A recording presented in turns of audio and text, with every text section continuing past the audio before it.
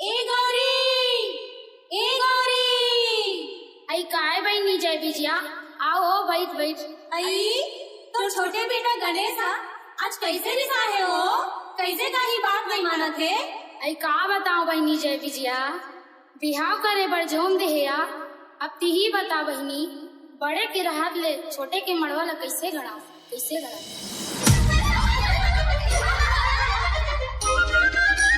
DJ नमन।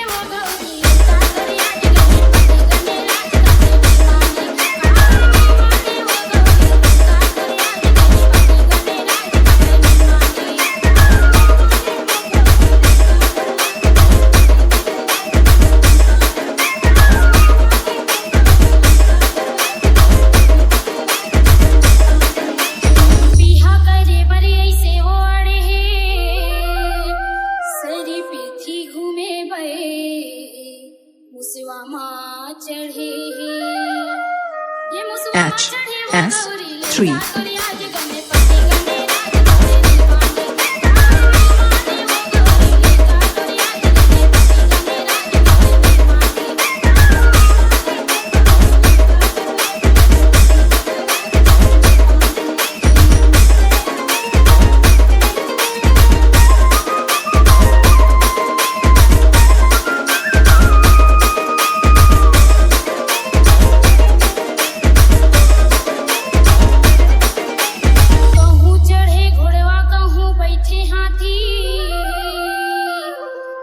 आगे लंबोदर कोनो सगानी।